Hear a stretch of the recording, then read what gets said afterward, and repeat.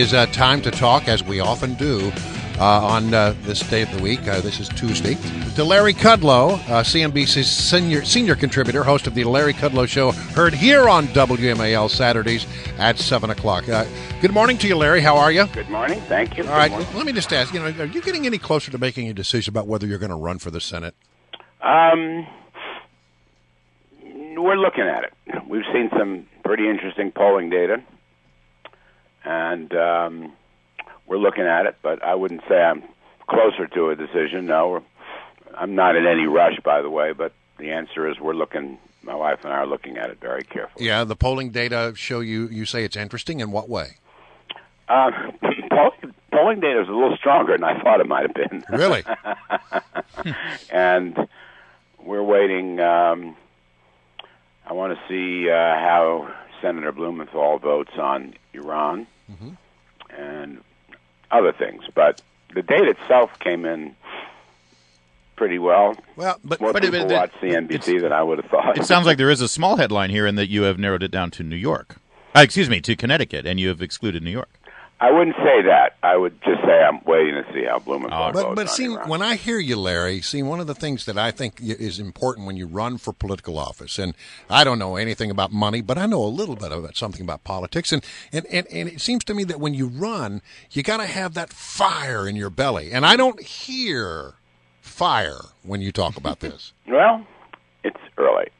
Look, it's early in the morning too, right? I know. It is, and we're kind of on vacation here. So, but I'll say this: there are major issues out there. I mean, this is just from my standpoint. One is the desperate need to revive and move forward on what I call supply side economic growth, which is tax and regulatory reform. The country's growth is unacceptable at 2%. And that's the big problem for jobs. There's a bad mood out there. We're not having any business investment. We're overtaxed. We're overregulated.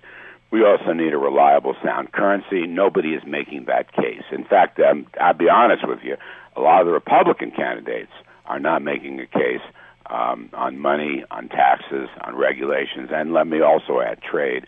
I'm a free trader. The Northeast is a free trade area, by the way.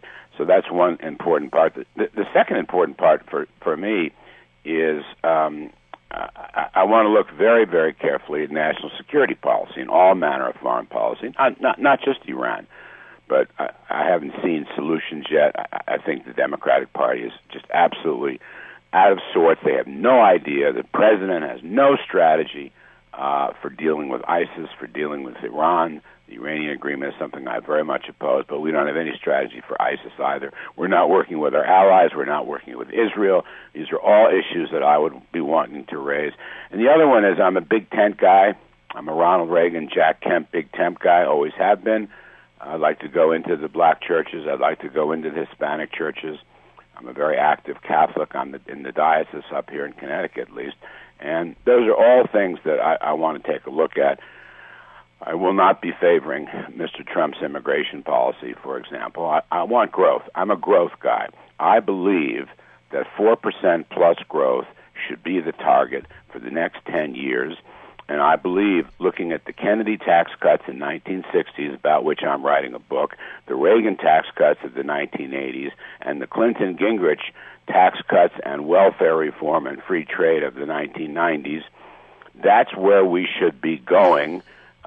From more or less the middle 1980s to the middle 2000s, which was an era of tax cuts and free trade and deregulation. This country created 47 million new jobs, okay? And we are doing nothing to even remotely approach that kind of economic policy or performance, and we can. Larry, we've done it before, and there's no reason we can't do it again. I don't see how tying your opposition to a tough immigration policy that would actually enforce American law, how that's tied to an economic growth platform. I mean, don't we want economic growth for all of the Americans who are out of work right now? What's wrong with enforcing our laws, and those who have violated our law should be sent back to their country? That's U.S. law. Well, shouldn't it be adhered to? I don't think immigration, by the way. I mean, look, I think the immigration system is broken, and it needs to be fixed, okay? I agree with that premise. I do not think immigration, which, by the way, net immigration in the last 5 years hasn't hardly changed at all, okay? It hadn't changed at all. And the idea of tying immigration to jobs is an unproven assertion, all right? There may be something to it on some border towns, but academic studies have shown that that's not really the issue. Now, having said that... Well, wait. I just need to... When we raise that issue, when we have economists say that, Larry, our lines fill up with people in the construction industry who said, excuse me, but people who are here illegally are undercutting our jobs and undercutting our wages tenfold. A lot of people say a lot of things, and we don't have enough time to go through all the literature and data on this, but I would just say that a lot of what seems to be clear assertions are not clear assertions. Here's what's clear. A 4 to 5% economy would accommodate everybody's jobs with rising wages. A 2% economy accommodates nobody's jobs. All right? That's what's clear.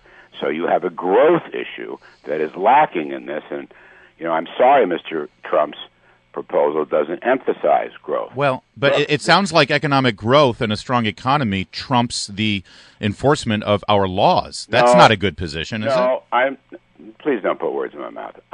On this issue, we need border security reform. There is no two ways about that. We need an e-verify system to stop people from overstaying their visas. There's no two ways about that. We also need a proper tax collection system. There's no two ways about that. And, we need these insane sanctity cities. All that has to be completely changed, those are good points that Trump makes. Here's 2 points that Trump makes that I don't agree with, okay? The birthright issue. You're not going to bypass the 14th Amendment. It's not going to happen, and all he's doing is catering to some of the worst restrictionists in both political parties. It's not going to happen. I mean, you have to have, 60 vote majorities in the House and Senate, and you got to send it around to the states where there have to be 2/3 majorities around the states. We've had this 14th Amendment birthright. Are you kidding? We're not going to go around that, and he knows that. The second point is regarding the issue of deportation. Now, criminals, it's on the books. Let's enforce the law. No question about that. And, what's happened in some of these places like San Francisco is a tragedy. That's where we ought to be focusing, not on birthright. Right. And the other thing is people who've been living here for a good many years, this is the so-called 11 million people, you can try to deport them, okay? It's an extreme position.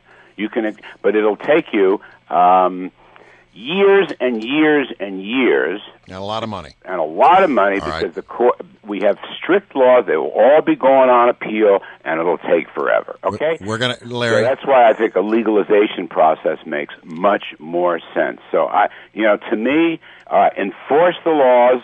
Go for a fence in part or a wall in part, not the whole border. Right. But the issue is growth. Growth is what's lacking. We got to leave it there because that time went by way too fast. Yeah, I'd love to take it up with you another time, Larry. All right, thanks, Larry. Good to have you.